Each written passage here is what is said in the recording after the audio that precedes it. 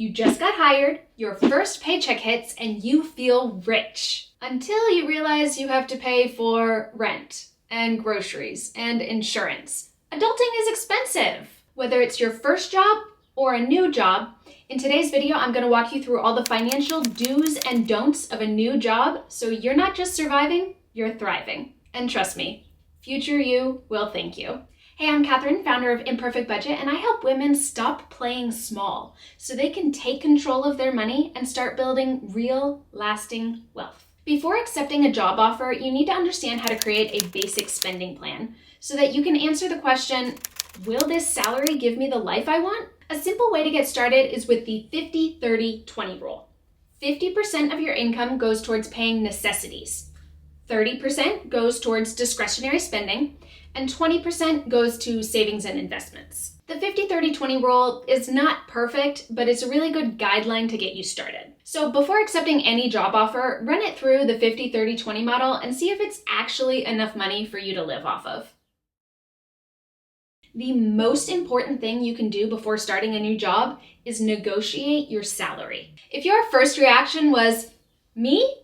No, I don't have enough experience. I'll be lucky if they even want to hire me. You are not alone. In fact, that was me when I was hired for my first job. I just wanted a paycheck and health insurance. But negotiating your starting salary is one of the most important financial decisions you can make because your income will set the stage for the lifestyle that you're able to afford. And negotiating not only means more money now, but it also sets you up for higher raises and bonuses in the future. So future you, 2 years from now, will be very happy that you negotiated your salary. Also, negotiating your salary demonstrates confidence to your future employer and shows them that you are worth hiring. It will definitely feel uncomfortable the first time you negotiate, but remember, the hiring manager is expecting it. That's why companies often lowball their initial offer or the job listing because they're expecting you to negotiate up to the real price. So don't be afraid to go for it. Also, don't forget about other compensation benefits. Maybe they won't budge on salary, but you can negotiate a signing bonus or more vacation days or a transportation stipend, all of which benefit you as well. And you know what? Even if you get a big fat no in your first negotiation, I still consider that a win because you asked. Negotiation is a muscle that you have to work to get stronger. So practice, practice, practice. The more times you do it, the better you'll get. Next, if your company offers a 401k or a 403b, use it. I don't care how young you are, you should be saving for retirement now. If you pay taxes, you should have a retirement account. A 401k is also a great first retirement account because you have the support of your HR team to help you. If you're confused about how to open the account or don't understand the investments that are available to you, just reach out to your HR team. It's their job to help you. Also, if your company offers a match, get it. A company match is when you contribute to your 401k first, and then your company matches your contributions up to a certain amount. For most companies, that's between 3 and 4%. So let's say you make $50,000 per year and you contribute 4% of your salary to your 401k. That's $2,000 per year. Your company will also contribute $2,000 to your 401k, making your total contributions $4,000. The catch is you have to make contributions first. Companies almost never make contributions unless you are making them first. So open your retirement account and contribute enough to get your employer's match. Next, increase your credit limit. This is one of the simplest things on this list, and it will help you get a great credit score. When you raise your credit limit, but keep your spending the same, it increases your credit score. So call your credit card company and tell them, hi, I just got a new job making $60,000. Will you increase my credit limit by $5,000? They will almost always say yes. Right after you get a new job is a great time to build your emergency savings. Add up all of your monthly expenses, rent, utility bills, insurance, groceries, basically anything that you cannot live without, and multiply that number by 3. That is your starting goal for your emergency savings account. And if you're thinking, well, I'm young and healthy and nothing's gonna happen, I hope that you're right.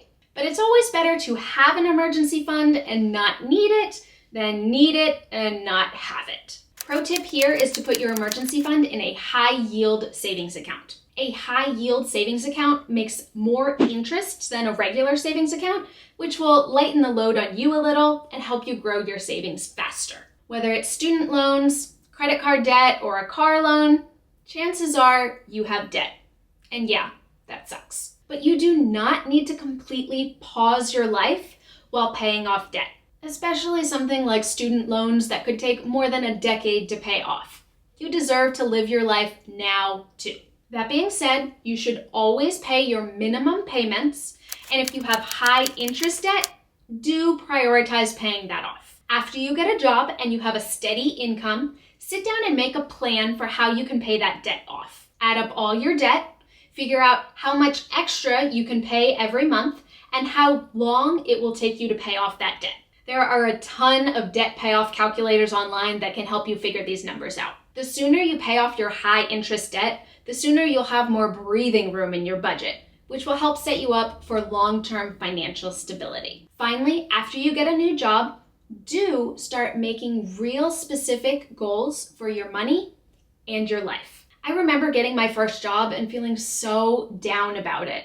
Like, looks like it's a 9-to-5 for the next 40 years. I saw myself spending decades in the same cubicle under horrible flashing fluorescent lights. But once I started dreaming big and making real goals for my money, I started feeling so much more optimistic. I used the money from my 9-to-5 to take fabulous vacations, get a dog, and start this YouTube channel. Dreaming up those goals helped me change my attitude about my job and what it got me. Amazing trips, my sweet little Bailey, and the opportunity to grow my own business. So I know getting a new job is a lot of work and a huge transition. But that transition time makes it a great opportunity for you to envision what you want from that job and the salary and your life. Now, there are also some common pitfalls when starting a new job. Make sure not to fall for these. Don't forget about company benefits. If your company offers good healthcare and vacation days, that's great.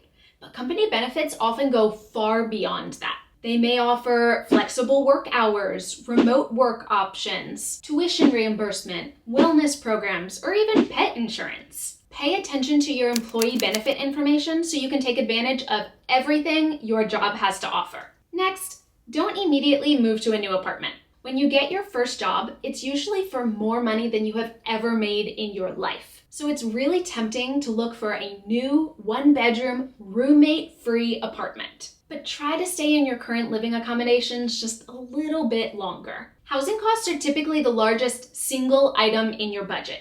So if you can keep your housing costs low or even $0 by living with your parents, it will go a long way to helping you build your emergency fund, pay off high interest debt, and start saving for retirement. So if you can, stick it out for 6 months or maybe a year. It'll help you lay a great financial foundation, so when you finally do move to a nicer place, you know you're actually in a good financial position to afford it. Similarly, don't go buy a new car or other big purchases right away.